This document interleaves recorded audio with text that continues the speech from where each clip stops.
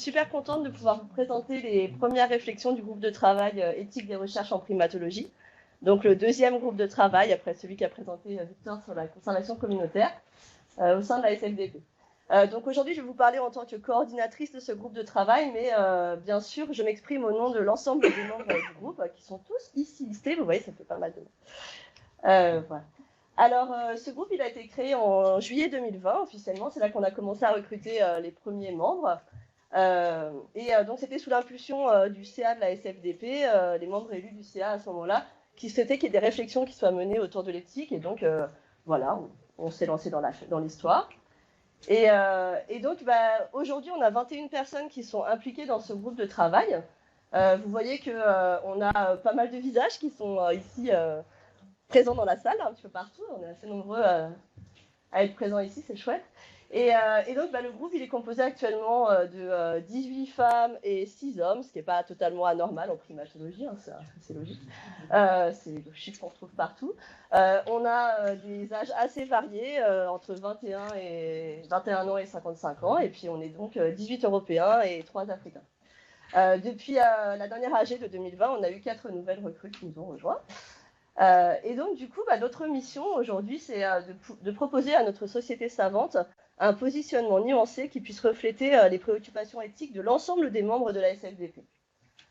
Voilà, donc, au travail.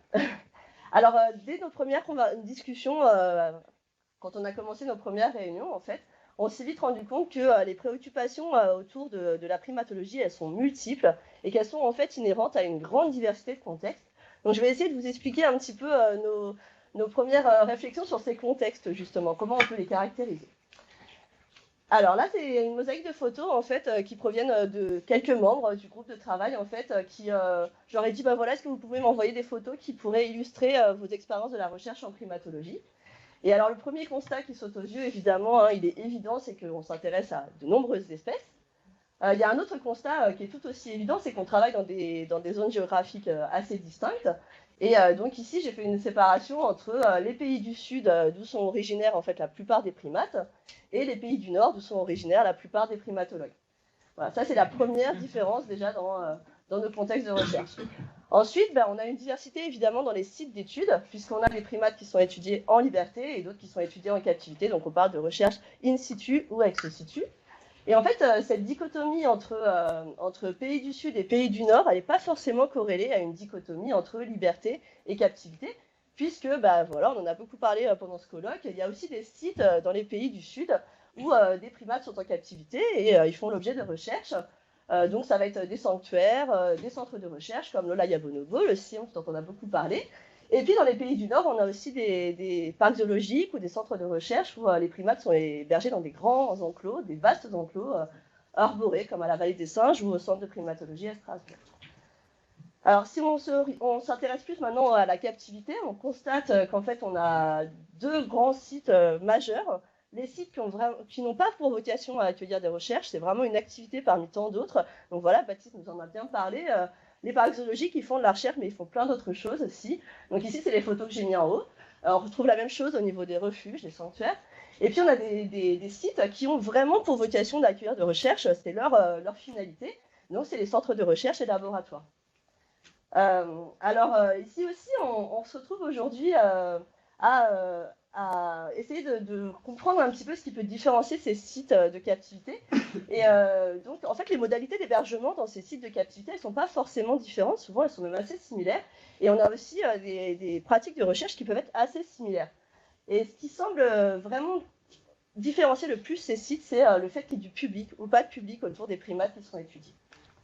Alors, il y a aussi des sites hybrides qui commencent à apparaître un petit peu partout, où des infrastructures de recherche sont créées dans des endroits qui accueillent du public, donc généralement des parcs zoologiques, donc c'est le cas à Leipzig évidemment, ça a été le cas aussi au Marwell Zoo, c'est la photo qui est ici, puis bientôt ça va être le cas aussi à la réserve zoologique de la Haute-Touche qui dépend du muséum. Et en fait, il y a encore un dernier constat qui était important pour nous, c'est qu'on a aussi des procédures très variées. Donc vous voyez là, j'ai fait des super animations, j'ai bien fait bouger toutes mes photos. C'est vraiment pour vous montrer que tout ça, ça se mélange. Donc en fait, on a des procédures qui sont très distinctes. Nos pratiques sont vraiment variées quand on collecte nos données. Et donc, on va avoir en fait des procédures où on ne va pas faire d'intervention sur les primates qu'on étudie, c'est ce qu'on appelle les procédures observationnelles. Et d'autres procédures où là, on va être dans l'intervention, donc c'est toutes les procédures expérimentales. Et parmi ces procédures, il y en a qu'on caractérise comme des procédures avec actes invasifs, donc les captures, les contentions, et qui ont généralement pour but de faire des prélèvements ou des mesures assistées par électronique. Et en fait, vous voyez, comme j'ai tout fait bouger, là, mon but, c'était vraiment de montrer aussi que le type de procédure pratiquée n'est pas du tout lié à la zone géographique où on travaille ou au site d'études où on travaille. On retrouve ces 3 types de procédures dans tous les sites. Voilà. Donc, en bilan, quand on voit la diversité des contextes dans lesquels on fait de la primatologie, on comprend qu'en fait, les préoccupations éthiques au sujet des primates qu'on étudie, elles soient vraiment très, très variées. Mais très vite, quand on a continué à discuter, on s'est rendu compte qu'il y avait plein d'autres enjeux éthiques au-delà des primates qu'on étudie, et notamment concernant les primates qui sont impliqués, les primates humains, donc voilà, cette fois, les humains qui sont impliqués dans ces recherches. Donc évidemment, les personnes qui collectent les données, chercheurs, étudiants, assistants de terrain, assistants de recherche en général même. Et puis on a aussi les personnes qui participent indirectement à la collecte de données, donc évidemment les techniciens, les soigneurs animaliers, mais aussi les rangers dans beaucoup d'endroits. Et puis enfin, il y a aussi d'autres populations humaines qui sont autour des primates qu'on étudie. Donc les villageois, les citoyens, on parlait de Brice, qu'il faut aussi évidemment prendre en compte quand on fait des recherches sur le terrain. Et puis il y a aussi les visiteurs des parcs zoologiques qui parfois sont témoins de nos recherches, qui se posent beaucoup de questions. Voilà. Et enfin, encore un dernier type d'enjeu éthique, c'est les enjeux liés en fait à tous les impacts sur l'environnement de nos recherches. Alors là aussi, ils sont vraiment très très différents, très divers. Et donc on peut citer par exemple la vulnérabilité accrue des primates face au braconnage quand on les habitue à la présence humaine. La dégradation de la végétation au niveau des transectes qu'on va tracer dans les forêts, et puis aussi la pollution qui est engendrée par nos recherches, bien évidemment. Et là, donc, j'ai mis un avion parce qu'on sait bien qu'aujourd'hui, un des gros soucis pour nous, ça va être tous nos déplacements en avion pour aller sur nos terrains, mais aussi évidemment pour participer au colloque. Voilà. Mais quand on a continué à discuter, on s'est rendu compte que finalement, il y avait une préoccupation commune à la fois aux primates, aux primates autres qu'humains, aux humains et à l'environnement. Et c'était sûrement lié au contexte dans lequel on était, puisqu'on a commencé à travailler sous confinement, en fait. Voilà, la préoccupation commune, c'est les risques sanitaires qui touchent en fait ces 3 sujets-là. Et donc, on a commencé à réfléchir un peu dans le cadre du concept One Health, dont Barthélémy nous a beaucoup parlé, qui lie santé animale, santé humaine, santé de l'environnement. Et on s'est dit, finalement, ça s'applique bien aussi à l'éthique de la primatologie, puisqu'on lie donc éthique animale, éthique humaine et éthique environnementale. Voilà, donc ça c'était ma grosse introduction. Maintenant, je vais vous expliquer comment on a commencé à travailler. Donc la question qui nous anime, en fait, c'est de comprendre s'il y a certains enjeux éthiques qui seraient sous-estimés dans certains contextes et surestimés dans d'autres contextes. Alors j'ai choisi estimer, mais en fait, je pense que représenter, ce serait mieux, ce serait moins subjectif. Et donc, pour répondre à cette question, on a choisi d'avoir une démarche séquentielle. Et donc, la première chose qu'on va faire, c'est de dresser un état des lieux des différents enjeux éthiques qui sont inhérents à nos recherches. Voilà, tout simplement, on fait un état des lieux. Et ensuite, on proposera des pistes de réflexion pour mieux appréhender tous ces enjeux éthiques. Alors, comment est-ce qu'on va faire concrètement? Donc, comme l'a dit Victor, quand il a répondu à une question, on est 21, c'est énorme. C'est pas facile de travailler collectivement, d'autant plus qu'on est tous très éloignés les uns des autres, on se voit assez peu en fait. Donc la première chose qu'on a commencé à faire, c'est de mettre en place des réunions trimestrielles en visioconférence. Entre ces réunions, on discute par écrit sur des groupes de discussion. Et puis on partage beaucoup de documents en ligne aussi. Et on a eu la chance, la super opportunité l'année dernière de pouvoir encadrer un stage de 3 étudiants de licence de Sorbonne Université. Et d'ailleurs, il y en a un qui nous a rejoint le groupe depuis. Voilà. Alors, on a, au cours de toute cette année 2020, notre première année d'exercice, on a eu une phase de travail très préliminaire où on s'est vraiment attelé en fait à décrire les contextes de recherche. Donc, comme vous voyez, en fait, c'est assez difficile de faire vraiment une classification comme ça des contextes. Donc, au tout début, on avait une classification très simple, milieu naturel, zoo, laboratoire. Comme vous l'avez vu, en fait, c'est assez peu pertinent. Et donc, on s'est dit finalement, c'est plus pertinent peut-être de parler de sites où les primates ne sont pas captifs et de les distinguer de ceux où ils sont captifs avec public ou sans public autour. Ensuite, on a déroulé cette arborescence en fonction des procédures qui sont pratiquées, avec donc des procédures observationnelles, expérimentales non invasives ou expérimentales invasives. Et donc tout ça dans l'objectif d'avoir une description vraiment exhaustive des contextes de recherche dans lesquels on travaille. Et on a rajouté une quatrième procédure qui est la diffusion au grand public. Parce que, ok, c'est pas intégré dans la procédure de collecte de données, mais ça fait vraiment partie du processus scientifique et c'est une procédure à part entière. Enfin, ça nous a semblé être ensuite, on a décrit les enjeux éthiques, des grands enjeux éthiques qui pouvaient ressortir.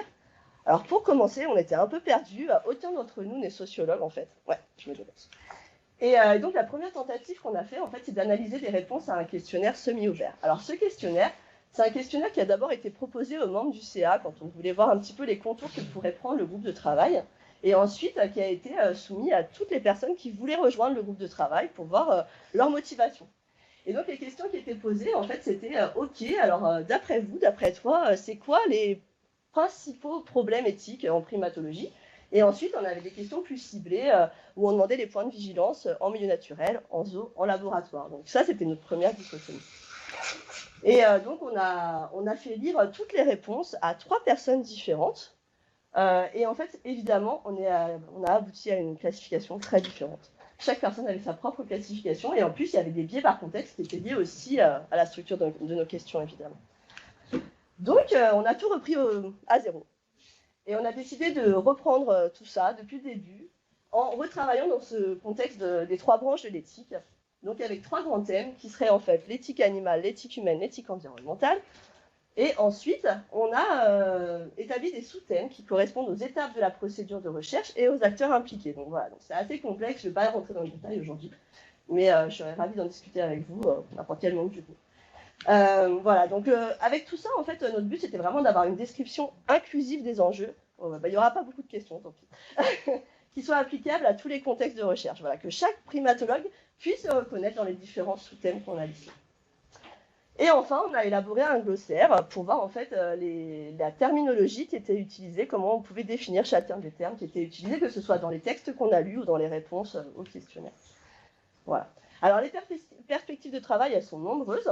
Mais notre premier objectif, en fait, c'est d'inventorier et d'analyser les textes qui traitent déjà des enjeux éthiques en primatologie, qui ont déjà été publiés.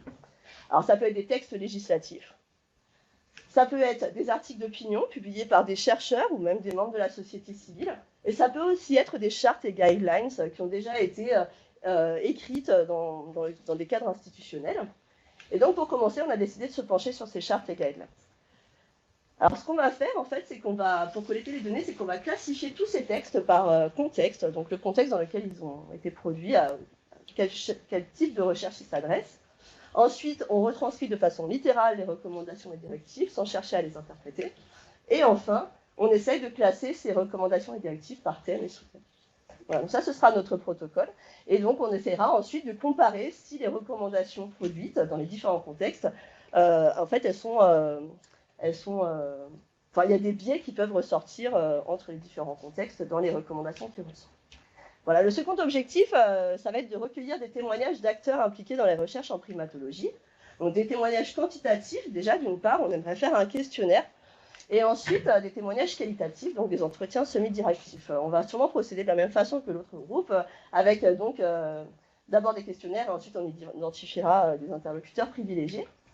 Et on a des défis qui sont que déjà, il faut qu'on arrive à profiler nos répondants, donc savoir dans quel contexte ils travaillent, quel est leur statut professionnel ou bénévole, sans pour autant être trop intrusif, parce qu'on sait qu'on est sur des sujets vraiment sensibles, et souvent, il est important de garantir l'anonymat des gens.